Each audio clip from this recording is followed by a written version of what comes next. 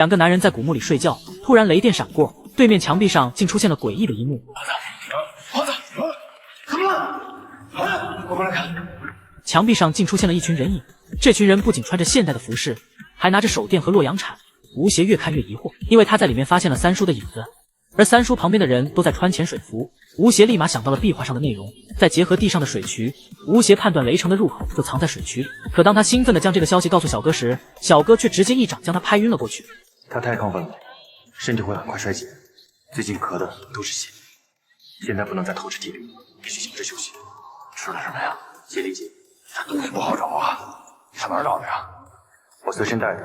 其实小哥早就发现了入口所在，但他却故意没说，因为他想给吴邪留下一点念想，好让他有动力寻找雷城，说不定还可以多活一段时间。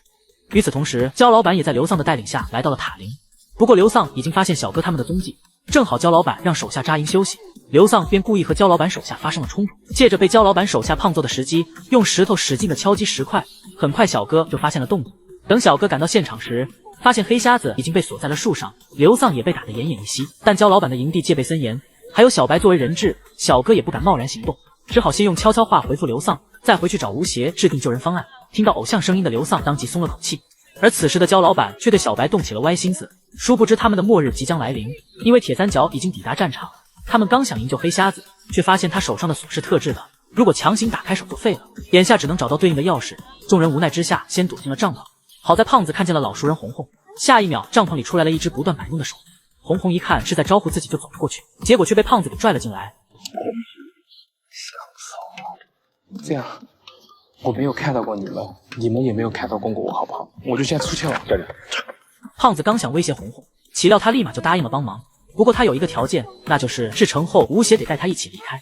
随后红红在酒里下了迷药，接着便迷晕了汪家的手下，也成功拿到了钥匙，并将钥匙拿到了铁三角面前。然而吴邪接过钥匙后，胖子却一掌劈晕了红红，殊不知这也是保护他的一种方式。随后小哥便拿着钥匙去救黑瞎子，小鸡仔哪里能承受100多年的腿法，很快看守刘丧的守卫也赶过去支援。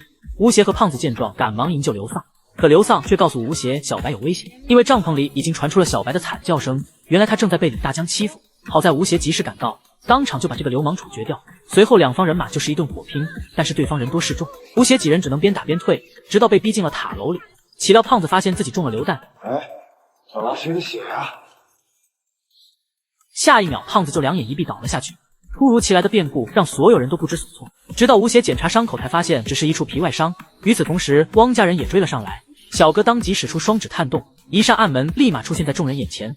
几人穿过暗门来到另一个墓室，墓室的中间有一个诡异的水池，精通水性的小白主动请缨下去探路，却没想小白刚下去，水池的机关就立马启动。更糟糕的是，汪家人也赶了过来，众人只能一边阻挡追兵，一边期待小白的好消息。好在小白及时解开机关，众人赶忙进入水池，胖子却给汪家人赠送了2个大宝贝。随着剧烈的爆炸，这条入口也被炸毁。等他们浮出水面时，已经到了一个完全不同的地方，这里像极了世外桃源。这里很可能就是雷城。没错，这个地方就是雷城，但这个地方只是边缘地带。就在众人讨论之际，胖子却死死盯着水面。